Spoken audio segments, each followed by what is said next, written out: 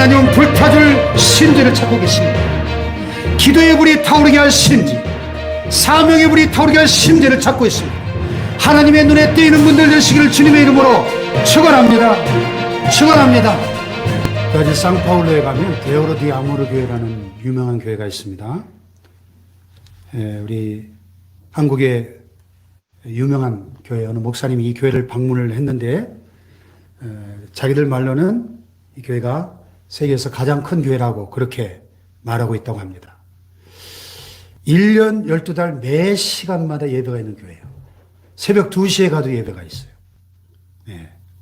예배당 벽에 많은 목발들이 걸려있어서 이게 뭐냐고 물어봤더니 예배드리는 도중에 성령의 불이 임해서 고침을 받고 목발을 버리고 간 사람들, 그 목발을 걸어놓은.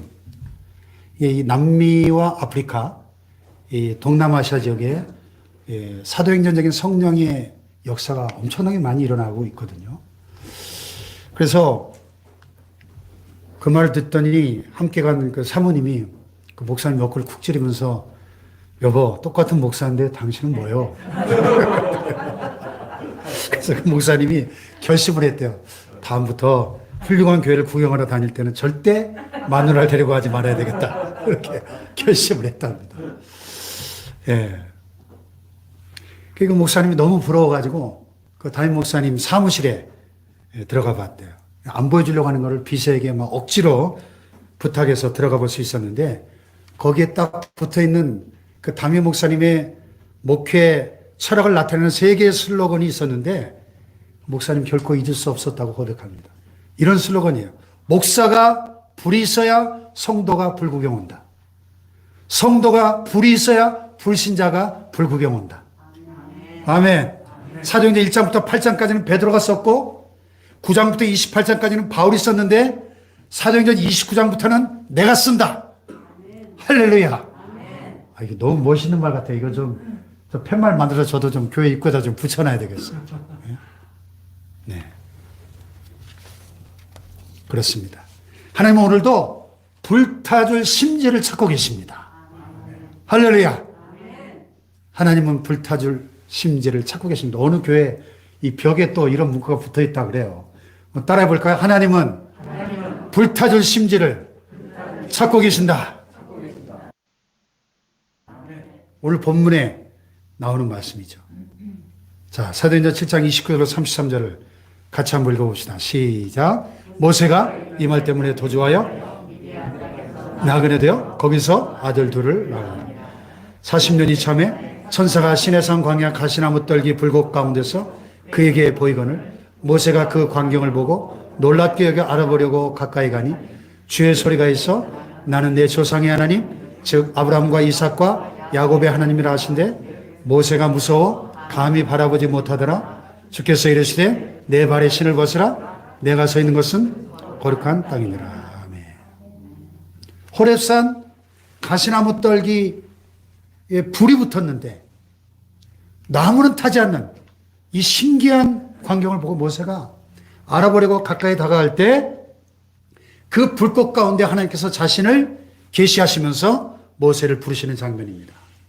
많은 성경학자들이 여기에 나오는 가시나무 떨기는 바로 모세 자신을 상징한다 이렇게 해석을 합니다. 호렙산의 이 가시나무 떨기는 굉장히 볼품이 없는 광야에 아주 흔해 빠진 나무거든요. 근데 거기에 불꽃이 타올랐다고 하는 것은 하나님의 임재를 상징하는 불꽃이 타는데 이 가시떨기 나무는 타지 않더라. 이 80세 된 모세 자신을 상징한다. 이렇게 해석합니다. 근데 여기서 우리가 주목해 봐야 될 말씀이 있어요.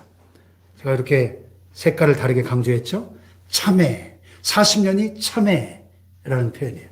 다 같이 40년이 참회. 40년이 참회. 40년이 찼다고 하는 말이 무슨 뜻일까요? 하나님께서 계획하신 기간이 다 되었다. 그런 뜻이죠. BC 586년에 이스라엘 백성들이 바벨론의 포로로 붙잡혀가죠.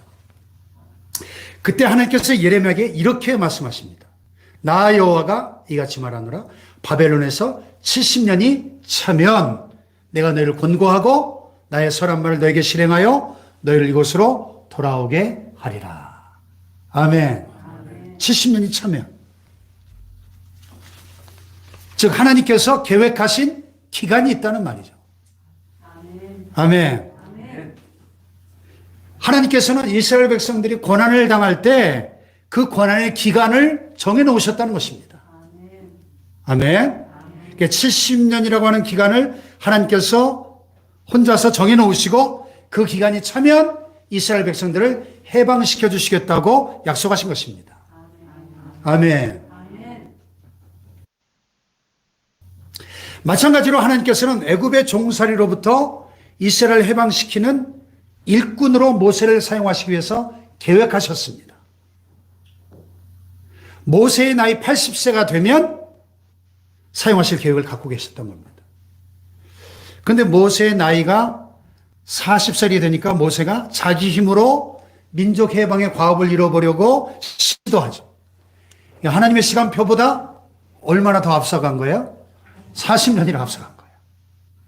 나이가 40이 되매 그 형제 이스라엘 자손을 돌볼 생각이 나더니 그랬어요.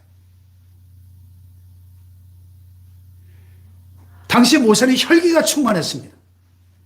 마음에 안 들면 좌고 우면 하지 않고 분별력 없이 사람을 때려 죽이는 이런 혈기가 가득했습니다. 결국 그 일 때문에 모세가 목숨을 부지하기 위해서 미디안 광야로 도망쳐 가야 했고 40년 동안 양을 쳤습니다.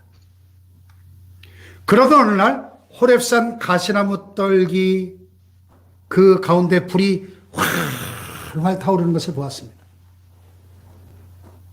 이 하나님의 시간이 찬 거죠. 하나님의 때가, 하나님의 계획하신 그 시간이 찬 것입니다. 그곳에서 하나님을 만나고 출애굽의 사명을 받고 민족을 해방시키는 민족의 영웅이 됩니다. 할렐루야. 하나님께서는 이스라엘 민족을 애굽에서 해방시키려고 계획을 하셨는데 그런 사명감에 불타오르는 심지를 갖고 있는 사람을 찾으셨는데 그래서 광야에 있는 모세를 찾으시고 부르신 것입니다. 할렐루야. 이렇게 하나님은 하나님을 위해 불에 타줄 심지를 찾고 계신데 오늘도 하나님은 불타줄 심지를 찾고 계신다는 것입니다. 할렐루야. 첫 번째로 기도의 심지를 찾으십니다. 기도의 심지. 하나님은 기도의 불을 태워줄 심지를 찾고 계신다는 것입니다. 아멘. 기차가 잘 달리기 위해서는 제일 먼저 레일을 잘 깔아야 됩니다. 자동차가 쌩쌩 잘 달리려면 먼저 도로가 잘 닦여져 있어야 합니다. 마찬가지로 하나님의 사역을 잘 감당하기 위해서 제일 먼저 필요한 것은 바로 기도인 것입니다. 그래서 기도의 불길을 타오르게 할 심지를 하나님은 찾고 계신 것입니다. 아멘. 왜냐하면 기도는 그대로 응답이기 때문인 것이죠. 할렐루야. 교회의 역사를 공부해 보면 놀라운 기도의 심지가 세계 역사를 뒤흔들었던 그런 시대가 여러 번 등장하는데 그 대표적인 케이스가 영국의 모라비안 형제들이에요. 이 모라비안 형제들은 18세기와 19세기 온 세계를 복음화시키는 놀라운 하나님의 역사의 주역들로 쓰임을 받았습니다. 이들은 본래 신앙의 자유를 얻기 위해서 로마 카톨릭의 핍박을 피해서 동부 독일과 유럽의 중부지방, 실레지아 지방으로 이주해 왔던 피난민 집단이었는데 이들이 독일에 도착했을 때 진젠돌프 백작이 그들이 공동체를 이루어 살 수 있도록 땅을 내어주었습니다. 이들이 헤른후트라는 공동체를 만들어서 집단 생활을 하기 시작했는데 헤른후트라는 말은 독일어로 주님의 파수꾼 이런 뜻입니다. 이 헤른후트 공동체가 오늘날까지도 독일에 이어지고 있을 정도로 뜨거운 신앙의 공동체입니다.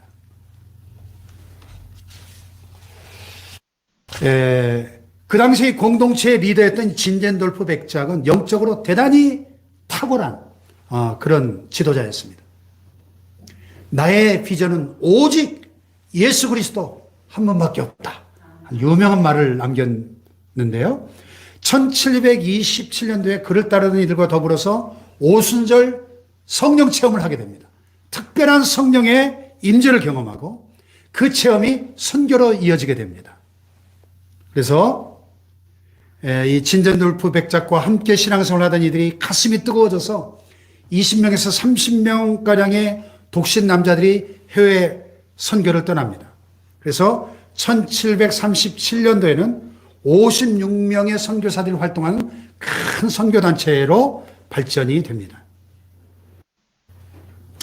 이렇게 선교사들이 하나둘 늘어나니까 진전돌프 백작이 중보기도 사역을 시작합니다.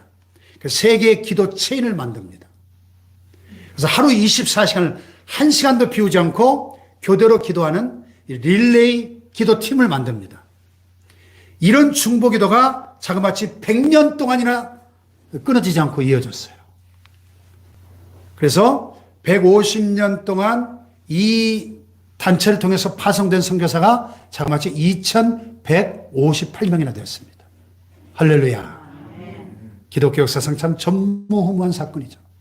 그래서 우리가 19세기를 가리켜 교회 역사의 위대한 선교의 세기 이렇게 역사학자들이 부르는데 그 위대한 선교의 세계를 열었던 그 불씨가 바로 이 모라비안 형제들 이 모임을 통해서 불이 타오른 거죠.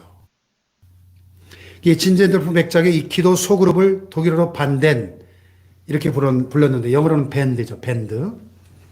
이 감리교 시조인 존 웨슬리 목사님의 그 속회인 밴드, 우리로 말하는 그 구역 조직이죠. 이렇게 이어지게 됩니다. 이 밴드 조직이 8명에서 12명으로 구성이 됐는데 역사가들이 진젠돌프 백작의 밴드를 이렇게 평가하고 있습니다. 현대 그리스도인들이 자신들의 영적인 생활과 연합을 새롭게 하고 깊이 있게 하기 위해 추구하며 도달하고자 하는 세포 모임들은 셀 조직이 셀 모임이라고도 하죠. 이 진젠돌프 백작이 이끄는 정착지들의 헤르누트에서는 일상적인 일이었다. 모라비안인들은 세계 도처에서 이러한 세포 모임들을 조직하여야만 했다. 그래서 이런 그 모라비안 형제회들이 가는 곳마다 전 세계 각지의 이 밴드 모임이 생기기 시작했고 개인의 가정집에서 10명 내외로 모이는 이 팀들이 이들의 이런 정기적인 기도회가 100년을 이어갔다는 거예요. 100년을. 할렐루야. 그래서 오늘날의 세계적인 이 감리교단이 탄생이 된 겁니다. 하나님 오늘도 이렇게 기도의 불길을 붙여나갈 심지를 찾고 계신 줄로 믿습니다. 건초더미 기도회라는 기도회 모임이 있어요. 영어로 Haystack Prayer Meeting 그런 기도 모임인데 오늘날 세계에서 가장 많은 선교사를 배출하는 대학교가 미국에 있는 윌리엄스 칼리지, 윌리엄스 대학이라고 하는 사진에 보이시는 시골에 있는 사실 별로 크지 않은 대학인데 세계에서 가장 많은 선교사를 배출하고 있는 학교입니다. 근데 포브스지 선정 미국 대학 1위가 이 학교예요. 예, 예일 대학보다 하버드 대학보다 더 그 대학 평가에서 위에 있는 1위 대학, 1위 대학. 네. 근데 1806년도에 세뮤얼 밀즈라고 하는 이 신입생이 이 학교에 입학을 하는데 이 사무엘 밀즈라고 하는 이 청년은 성령이 충만하고 해외 선교에 깊은 관심을 갖고 있었던 그런 청년이었습니다. 그래서 해외 선교와 영적 부흥 운동을 위해서 대학 안에서 자신과 뜻을 같이 하는 동료들을 만나서 정기적으로 모여서 날마다 뜨겁게 기도하는 모임을 만들게 됩니다. 그러다가 1806년 8월 초에 어느 토요일에 여느 때보다 좀 시간이 넉넉한 날이어서 사무엘 밀즈를 비롯한 이 5명의 학생들이 이 캠퍼스 서남 쪽에 있는 계곡에 한 작은 나무 그늘 밑에서 기도할 계획을 갖고 있었는데 갑자기 막 검은 구름이 몰려오면서 빗방울이 떨어지기 시작하더니 결국 소나기가 내렸습니다. 그래서 그 폭우를 피해서 이렇게 그림에 보시는 것처럼 건초더미 속으로 들어가 가지고 거기서 이제 대화와 기도가 시작됐어요. 소나기가 쏟아지는 동안에 대화를 나눈 주제가 뭐냐? 아시아의 영적 어둠에 관해서. 그래서 사무엘 밀즈가 그들에게 우리가 복음의 빛을 가져다 주자 제안하면서 이 5명의 기도 동지들이 세계 선교를 위해서, 특별히 아시아와 이 조선 땅에 복음화를 위해서 기도한 거예요. 이들의 건초도 및 기도 모임이 미국 교회에 큰 영향을 끼치게 되고 해외 선교에 대한 뜨거운 관심을 불러일으키게 되고 그 이후에 60년 동안 많은 헌신된 학생들이 일어나서 여러 민족들 가운데 해외 선교사를 파송했고 이것이 소위 Student Volunteer Movement, 학생 자원 선교 운동이 태동하는 계기가 되었습니다. 그 이후에 그 유명한 무디 목사님이 19세기 말에 선교 대회를 열면서 우리 세대의 세계 복음화를 외치면서 수많은 청년들이 선교 비전을 품고 일어나서 하나님 나라를 위해서 선교사로 헌신하게 된 것이죠. 할렐루야. 바로 이 시기에 헌신된 선교사들 가운데 알렌, 언더우드, 아펜젤러 이런 선교사님들이 조선 땅까지 한국의 복음을 들고 들어온 겁니다. 할렐루야. 그래서 이분들을 통해서 우리가 복음을 들었고 1984년 한국교회 선교 100주년 기념 선교대를 여의도 광장에서 열었을 때 연인원 400만 명이 모였습니다. 그때 한국교회가 1만 명의 선교사를 전 세계에 파송하기로 헌신을 다짐합니다. 터무니없는 숫자였어요.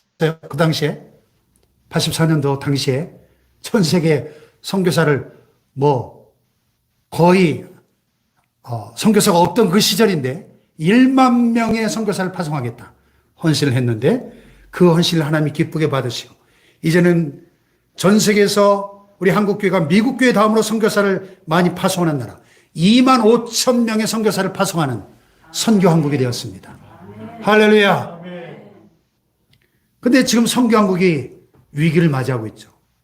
코로나로 많은 선교사님들이 한국에 입국했고요. 선교지에 있는 선교사님들도 지금 활동에 많은 제약을 받고 어려움을 겪고 있습니다. 이때 우리가 다시 기도해야 될 때인 줄로 믿습니다. 지금이야말로 기도의 시즌입니다. 다시 무릎을 꿇고 주님의 부흥을 보기를 원합니다. 우리가 다시 기도하기를 원합니다. 할렐루야. 선교학자 도렛 박사가 이렇게 말했어요. 미국 교회들이 해외 선교 운동에 대해 최초로 자극을 받았던 것은 건초더미 기도 모임에서요. 5명이 모였던 저 작은 모임이 해외 선교의 불씨가 되었다는 것입니다. 할렐루야. 오늘 교회들마다 이런 건초더미 기도 모임이 생긴다면 교회들마다 큰 부흥이 다시 일어날 줄로 믿습니다. 할렐루야. 따라해 봅시다. 하나님은 기도에 불을 붙여나갈 심지를 찾고 계신다. 아멘. 미국의 어느 조그만 도시에서 일어난 사건입니다. 그 지역에 젊은이들이 교회를 떠나가고 있었어요. 교회가 다 침체되고, 근데 그 도시 한 구석에 나이 많은 대장장이 노인이 살고 있었습니다. 말도 더듬고 그분과 대화하는 것 자체가 고통인 이런 노인네가 있었는데 노인이 하나님께 기도하는 가운데 교회 부흥을 위하여 기도하라 하는 감동을 주셨어요. 그래서 혼자 기도하다가 목사님을 찾아가서 같이 기도할 동역자를 모집해달라고 부탁했습니다. 목사님이 좀 시큰둥하게 여기면서 광고를 했는데 2-3명이 모였어요. 그렇게 몇 명이 교회 부흥을 위해서 자진해서 기쁜 마음으로 기도하기 시작했습니다. 한 가정에 모여서 기도하기 시작한 겁니다. 근데 그 가정 식구들 가운데 한 사람이 하나님의 뜻대로 자기가 제대로 살지 못하였음을 회개하며 울기 시작했습니다. 이것이 시작점이 되었습니다. 그 마을에 회개운동이 일어나기 시작했습니다. 온 마을이 복음화되는 사건이 일어나게 되었습니다. 할렐루야. 하나님은 기도의 불길을 붙여나갈 심지를 찾고 계신 것입니다. 아멘. 우리 교회 부흥과 이 대전 지역의 복음화와 민족의 복음화와 더 나가서 이 세계 복음화를 위해서 기도할 기도의 심지에 불을 붙일 사람들을 오늘도 찾고 계신 것입니다. 할렐루야. 옆에 분과 인사해 봅시다. 기도의 심지가 됩시다. 기도의 심지가 됩시다. 할렐루야. 하나님의 눈에 뜨이는 저와 여러분 되시기를 축원합니다. 아멘. 두 번째는 사명의 심지를 찾으세요. 사명의 심지. 이스라엘 백성이 애굽의 바로왕의 북쪽 밑에서 신음하며 고통을 당하고 있을 때 200만, 300만 되는 그 엄청난 숫자가 한 명도 빠짐없이 다 노예였습니다. 아버지도 노예, 아들도 노예, 딸도 노예, 할아버지도 노예, 증조할아버지도 노예, 400년째 노예로 비참한 삶을 살고 있었습니다. 모세가 40살이 되었을 때 모세 심장에 있는 사명의 심지에 불이 붙었습니다. 고통받는 내 민족을 해방시키리라. 모세가 당당하게 홀로 나섰습니다. 물론 앞서 말씀드린 것처럼 하나님의 시간표보다 40년이나 앞선 것이었기 때문에 미디안 광야 40년의 세월이 더 필요했지만 동족의 해방을 위해서 불타오르는 사명감을 가졌던 이 모세를 하나님 결국 민족 해방의 주역으로 쓰신 줄 믿습니다. 할렐루야.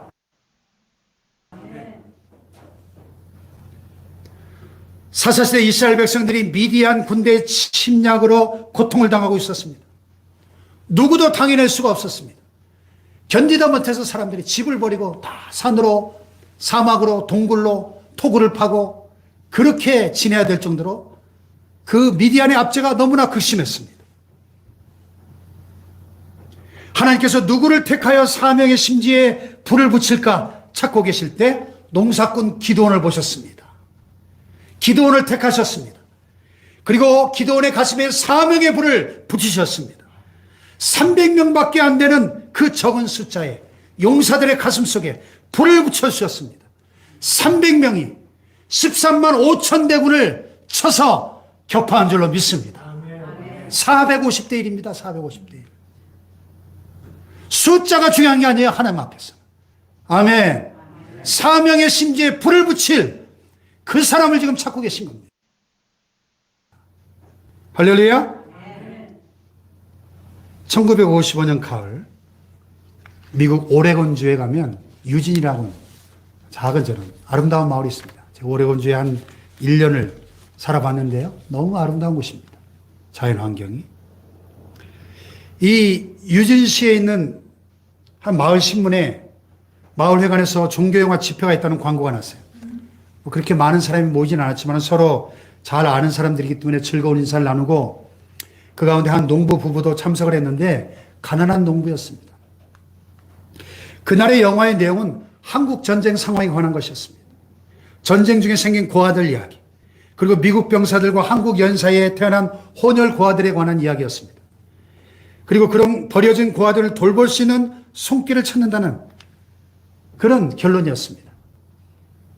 영화가 끝났습니다. 농부 부부가 집으로 돌아오면서 서로 말했어요. 우리는 가난한 농부야. 우리가 뭘 할 수 있겠어? 우리 같은 가난한 농부가 뭘 할 수 있겠어? 그리고 며칠이 지났는데 날이 갈수록 그날 본 영화의 장면들이 선명하게 떠올랐습니다. 부부가 기도하기 시작했어요. 사명이 왔습니다. 그들이 갖고 있던 농장의 일부를 팔았습니다. 직접 한국에 와가지고 혼혈고아 8명을 양자로 데려와 입양해서 길렀습니다. 그 사실이 마을 신문에 사진과 함께 기사로 나가면서 각 지역에서 그들을 돕겠다는 편지가 쇄도했습니다. 어떤 가정은 혼혈 고아를 양자로 맡겠다는 연락이 왔습니다. 이 농부 부부는 농토를 다 팔았습니다. 그리고 이 일에 전적으로 매달리게 되었습니다. 그 후에 이 부부가 1만 6천여 명의 한국전쟁 고아들을 각 가정에 연결시켜주는 사역을 하게 되고, 이 농부가 누구냐?